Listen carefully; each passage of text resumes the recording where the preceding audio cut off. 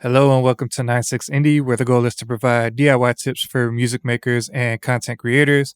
I go by the name of Joe Rodriguez, and today we're here to talk about configuring the Audient iD44 within Windows 11. So this is something that I like to think about when I'm looking to record in any DAW, work on any recording project, and that is to make sure that my audio interface is set up the way that I want it to be set up, and to make sure that it's working in conjunction with my operating system the way that I want it to be working. So with that in mind, the first thing I typically do is hop over to the bottom right corner of my screen, and then I right click the speaker icon, and then I click sound settings. Once that loads up, what we're looking at here is to see or make sure that the Audient iD44 is set up as the main input and output device for audio. So when this loads up, the first thing you're going to see is your outputs. And I want to make sure that my main output or my channels 1 and 2 for my outputs of the Audient iD44 are selected as the main output device. And that is the case, so we're good to go there. Next up, I want to scroll down to my input section and make sure that the inputs that I plan to use are set up as my main input. So that is the case. I'm using mic input 1 on the Audient iD44 at the moment. And as you can see, it's selected here. After that, I pretty much scroll down to my more sound settings, and I wait for that to load up so that I can go a little bit deeper into the properties of each of these devices. So for playback, I go to output 1 and 2, what we were looking at earlier, and then I right click and then I click properties. Next up, I'm going to go to the advanced tab, and here is what I've been looking for, which is I want to make sure that my bit depth and my sample rate are set where I want them to be set at for the project that I intend to work on. So right now we have it set at 16-bit, 44.1K, CD quality, and that is exactly where I want to be at today. 2-channel as well. But if that wasn't the case and the settings weren't already where I want them to be at, then I could, of course, click the drop down and select some different settings, at which point I would have to go ahead and click apply to make sure that the settings lock in. But to be honest with you, CD quality is definitely going to do the trick. You know, that's the starting point of like professional audio. Sounds perfectly fine, and that's what I intend to use. So sticking with that, and then I'm going to go over to my recording tab, select my input 1 and 2, and then I'm going to right click that as well.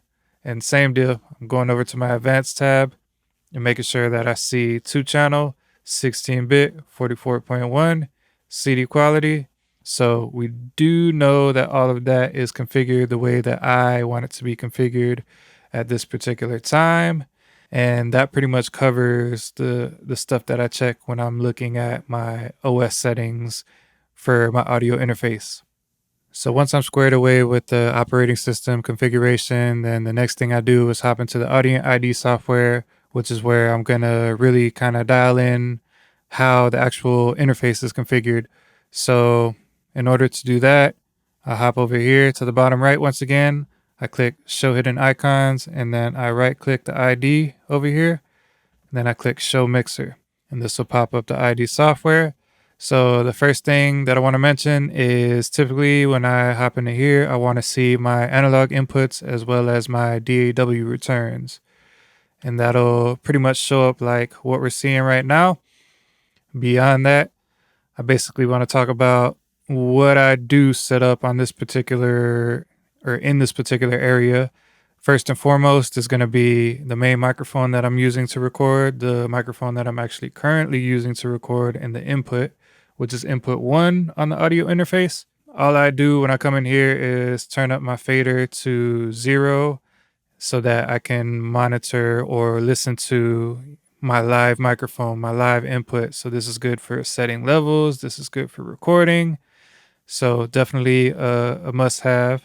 And basically, in order to do that, I'll demonstrate it on channel 2 because I'm not actually using channel 2 at the moment. So to do that, all you have to do is Alt-click, and it'll bring your fader all the way up to 0. But we're not using mic 2. That was just a demonstration. Also, here in the iD software, you can start to set your levels and see what kind of levels you're getting before you even hop into your recording software. Now, in my particular case, I will probably do this in the ID software as well as my recording software when I start working on my project. Can never be too safe, can never be too sure that your levels are where you want them to be at. But when it comes to the ID software, we can start to turn up our gain knob on the channel that we're using. In my case today, it would be channel 1. And as you can see over here on the left, you're starting to get a gauge on the levels. For me, I like it to be peaking at around -9 at the most. And that means that, I have a little bit of headroom before I start reaching into like -6. So things are looking pretty good right now, with how I have my gain set up and how I have it structured. Otherwise, I definitely have my DAW 1 and 2 returns set up in the software as well. And basically that's so that we can hear our playback from the computer. Essentially, anytime you're working inside a recording software, you're typically going to route your output of your software to your outputs 1 and 2 or your main output on your audio interface. So same deal over here. I just pretty much alt clicked to bring up the DAW 1 and 2 fader. And that ensures that I can hear not only my microphone over here on channel 1, but I can also hear the output of my recording software. So this whole time we've been tuning into the master mix, which is, you can set that up as kind of like your main thing that you listen to as either the DIY creator or if you're recording somebody else. Another thing you can set up is cues. So you can basically set it up so that if you're recording somebody else, you can have them listening to something slightly different. You can basically customize the experience.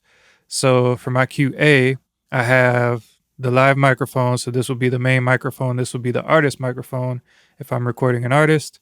And then the difference here, because I also have my DAW returns 1 and 2, similar to what I had in the master mix.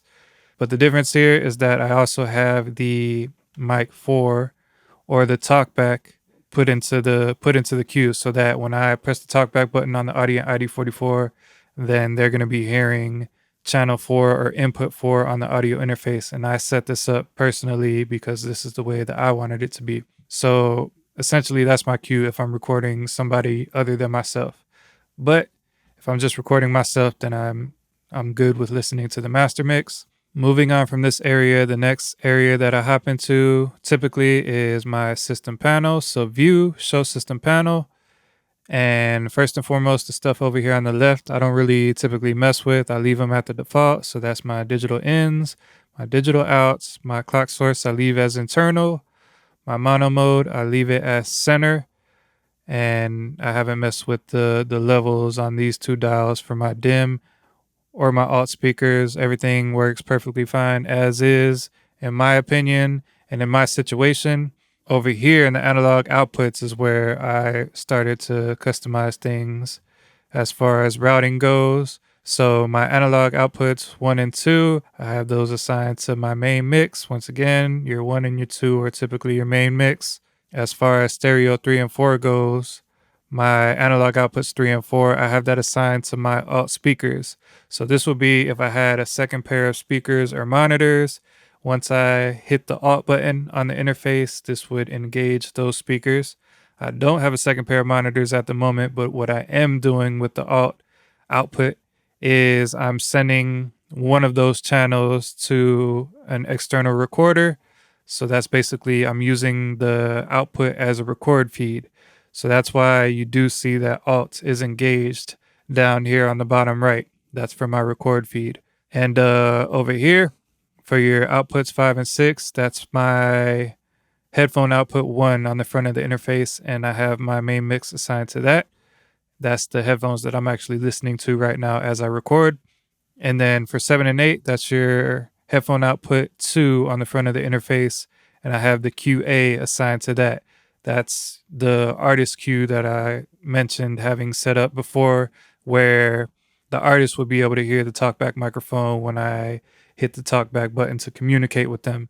So that's why the QA is assigned to output 7 and 8, or my headphone output number 2 for the artist. Over here, the digital outputs 1 through 8 and 9 through 16, I leave as the default DAW through because I'm not necessarily messing with those in my particular case.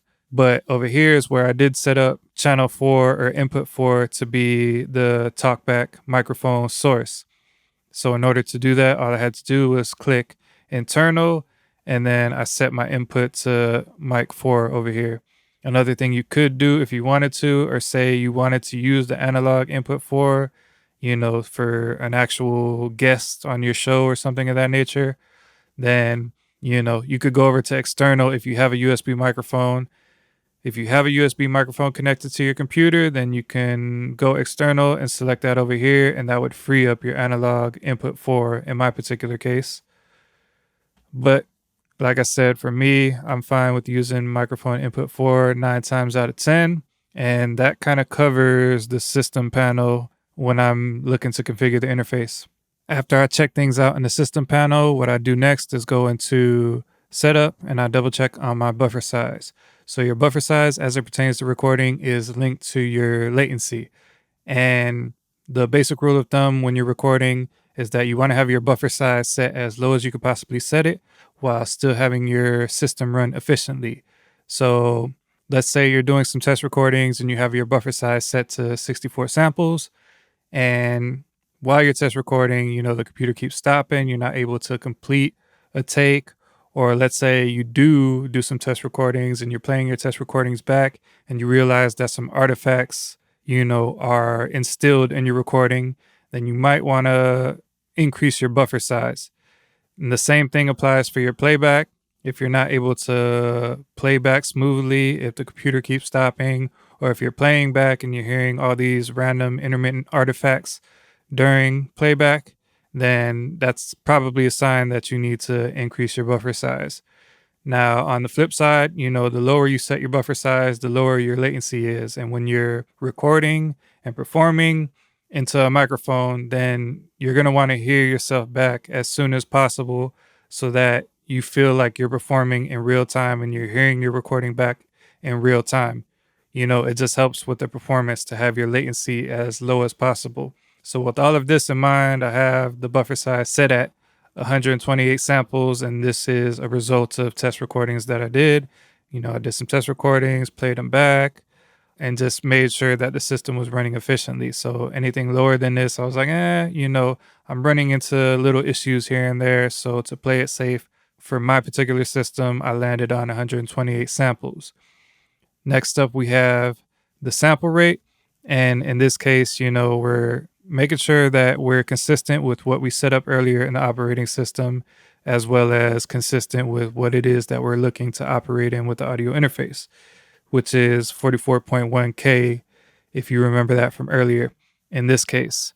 Now, once everything is configured, you can go over here and you can store it as a standalone state. So what this means is that, the interface is going to be configured to the same way that you set it up. If you pretty much turn on the interface and look to move forward on your project at a different location, or even if you hook up to a different computer and you have the Audient iD44 going on that computer, then it'll still have the same configuration set up. So this is something that I do when everything is set up the way I like it for the project that I'm going to work on, just to kind of ensure that, everything stays locked in the way that I set it up. So with that in mind, we can go ahead and store the standalone state in this particular case. The last thing that I want to cover in the ID software at this time is that you can go over here to help and you can check for updates to see if there's any firmware updates available for the Audient iD44. I did this, I want to say a day or two ago, and I didn't see anything pop up for updates. But yeah, so this is something that you can just check periodically just to make sure that you're completely up to date. But yeah, otherwise that covers everything I believe that I typically look into when I'm trying to configure my Audient iD44 to work well and be on the same page with my operating system. So as always, this is the way I do things. This is not the only way to do things, and I hope it helps you to improve your workflow. Thank you for tuning in. Once again, I'm Joe Rodriguez, and this is 96Indie. I will catch you guys next time.